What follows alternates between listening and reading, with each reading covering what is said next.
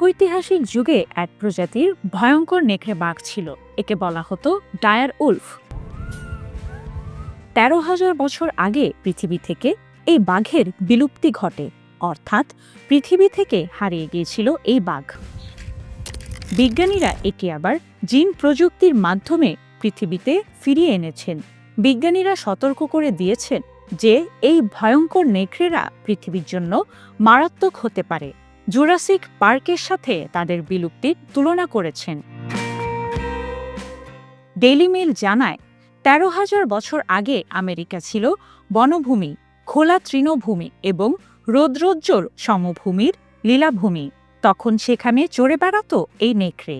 কিন্তু বিজ্ঞানীরা দাবি করেছেন তারা ভয়ঙ্কর নেকড়ে বা অ্যানোসিয়ন ডায়ার পুনরায় জীবিত করেছেন, যা এইচবিওর হিট সিরিজ গেম অফ থ্রোনসে দেখানো বিলুপ্ত কুকুর। আমেরিকার টেক্সাসের জেনেটিক ইঞ্জিনিয়ারিং কোম্পানি কলোসাল বায়োসায়েন্সের গবেষকরা নেকড়ের জীবাশ্ম থেকে ডিএনএ ক্লোনিং এবং জিন এডিটিং করে ৩টি ডায়ার উলফ শাবকের জন্ম দিয়েছেন। এদের নাম রোমুলাস, রেমাস এবং খালেসি।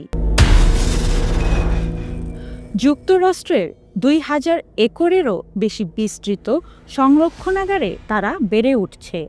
সেখানে তাদের বন্দি করে রাখা হয়েছে। প্রাণী বিশেষজ্ঞরা সতর্ক করেছেন যে তাদের পৃথিবীতে ছেড়ে দিলে বিপর্যয়কর পরিণতি হতে পারে।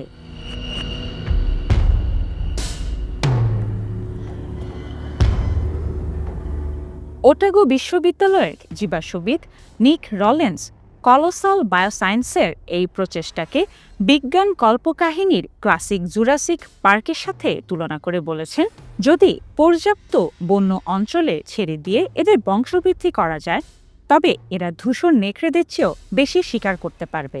মানুষ ও নেকড়েদের মধ্যে দণ্ডবৃদ্ধির সম্ভাবনাও থাকবে। মার্কিন যুক্তরাষ্ট্রে নেকড়েদের সংখ্যা বাড়ানোর সাথে সাথে এই ধরনের সংঘাতও বাড়বে। যখন এই নেকড়েগুলো শেষবার পৃথিবীতে বিচরণ করেছিল তখন এদের দৈর্ঘ্য ছিল ৬ ফুট এবং ওজন ছিল ৭০ কেজি, যা একজন প্রাপ্তবয়স্ক মানুষের সমান। ধূসর নেকড়ের চেয়ে এদের গড় ওজন ছিল ২৫% বেশি। ওটাগো বিশ্ববিদ্যালয়ের প্রাণীবিজ্ঞানী অধ্যাপক ফিলিপ সেডন জোর দিয়ে বলেছেন যে জিনগতভাবে পরিবর্তিত নেকড়েরা বেশি মাংসাশী।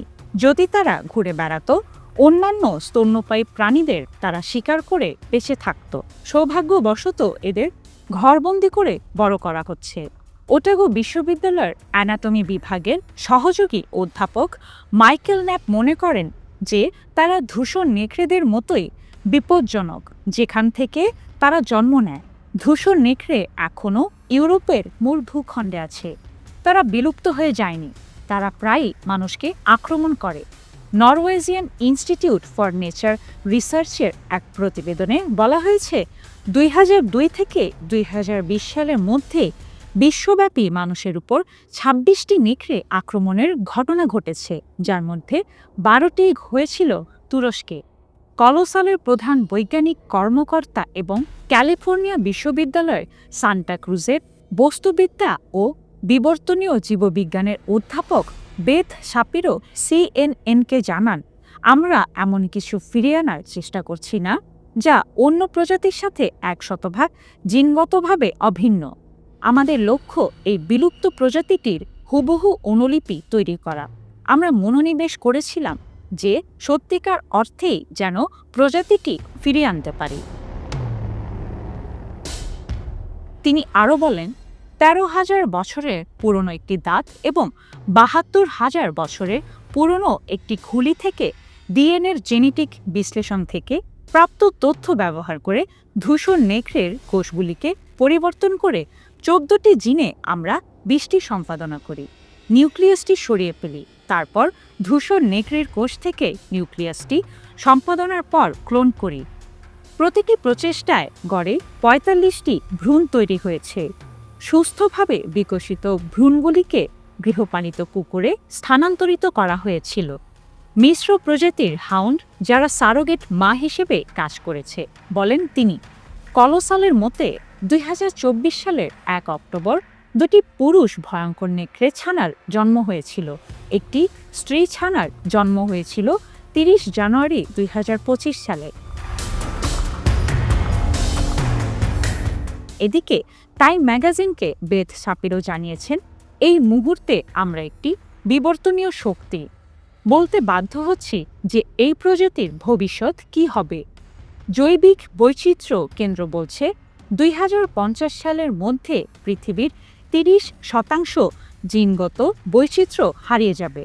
তাই জেনেটিক ইঞ্জিনিয়ারিং এইসব প্রজাতিকে বাঁচিয়ে রাখার জন্য একটি গুরুত্বপূর্ণ হাতিয়ার। আমরা এমন একটি ভবিষ্যৎ চাই যা জীববৈচিত্র্যপূর্ণ এবং মানুষে পরিপূর্ণ।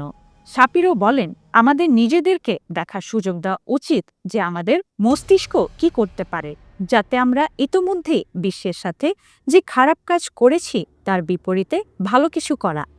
অনেকের মনে প্রশ্ন জাগতে পারে, ভয়ঙ্কর নেকড়ে কি? ভয়ঙ্কর নেকড়ে অ্যানোসিয়ন ডায়ার হল একটি বিলুপ্ত নেকড়ে প্রজাতি যা 13,000 বছর আগে আমেরিকা মহাদেশে বিচরণ করত। তারা ধূসর নেকড়েদের চেয়ে প্রায় 25% বড় ছিল।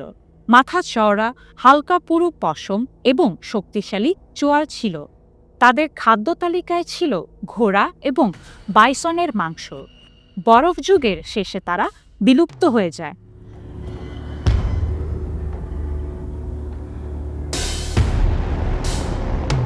অধ্যাপক মাইকেল ন্যাপ জানান, নেকড়েরা সাধারণত লাজুক এবং অধরা প্রাণী যারা মানুষের সংস্পর্শ এড়িয়ে চলে। কিন্তু যদি বন্য অঞ্চলে ছেড়ে দেওয়া হয় তাহলে তাদের পরিবেশগত প্রভাব, অর্থাৎ তারা তাদের আশেপাশের পরিবেশের ওপর কী প্রভাব ফেলবে তা বলা কঠিন। যদি তাদের এমন একটি অঞ্চলে ছেড়ে দেওয়া হয় যেখানে অন্যান্য নেকড়ে প্রজাতি বিরল হয়ে পড়েছে, তাহলে তারা বাস্তুতন্ত্রের উপরও ইতিবাচক প্রভাব ফেলতে পারে, অধ্যাপক ন্যাপ বলেন। তিনি আরও বলেন, যদি এই জিনগতভাবে ইঞ্জিনিয়ার্ড ধূসর নেকড়েগুলি অন্যান্য বন্য নেকড়েদের সাথে আন্তঃপ্রজনন করে তাহলে অপ্রত্যাশিত পরিণতি হতে পারে। এটি প্রথম জুরাসিক পার্ক সিনেমার ক্লাসিক যেখানে ট্রাইসেরাটপস খুব অসুস্থ হয়ে পড়ে, কারণ তারা এমন একটি উদ্ভিদ খাচ্ছিল যা 10 লাখ বছর আগে বিবর্তিত হয়নি, বলেন তিনি। ন্যাশনাল পার্ক সার্ভিসের মতে, ভয়ঙ্কর নেকড়েদের পেশিবহুল গঠন, শক্তিশালী চোয়াল এবং ধারালো দাঁত তাদেরকে ভয়ঙ্কর শিকারী করে তুলেছিল। র্যাঞ্জো লা ব্রিয়ার বিজ্ঞানীরা নিশ্চিত নয় কেন তারা পৃথিবী থেকে অদৃশ্য হয়ে গেল। তাদের ধারণা, পরিবর্তনশীল জলবায়ু, অতিরিক্ত শিকার কিংবা খাদ্য সংকটে এই প্রজাতিটি বিলুপ্ত হয়ে গেছে। কলোসাল বায়োসায়েন্সেস ভয়ঙ্কর নেকড়ে ফিরিয়ে আনতেই থেমে নেই। 2812 কোটি টাকা ব্যয়ে তাসমানিয়ান বাঘ এবং ডোডোকেও তারা ফিরিয়ে আনতে চায়, যা 17 শতকে অর্থাৎ 350 বছর আগে শেষবারের মতো দেখা গিয়েছিল। এদের বিলুপ্ত হওয়ার কারণ মানুষ তাদের বাসস্থানে বেঁচে থাকা অসম্ভব করে দিয়েছিল, বলেন অধ্যাপক বেথ শাপিরো। এটি সর্বকালে সবচেয়ে বিখ্যাত বিলুপ্ত প্রাণীদের মধ্যে একটি, যা মানুষ নির্মমভাবে শিকার করে এদের বিলুপ্তির পথে নিয়ে গেছে। এখন বিজ্ঞানীরা স্টেম সেল প্রযুক্তি ও জিনোম ব্যবহার করে বিলুপ্ত প্রজাতিটিকে ফিরিয়ে আনছেন। বিজ্ঞানীরা ইতোমধ্যেই হাড়ের নমুনা থেকে বিলুপ্ত প্রজাতির সম্পূর্ণ জিনোম সিকোয়েন্স করার বিশাল কৃতিত্ব অর্জন করেছেন। খুব শিগগিরই ডোডোকে তার আদি নিবাস মরিশাসে ফিরিয়ে আনার কাছাকাছি পৌঁছেছেন বিজ্ঞানীরা।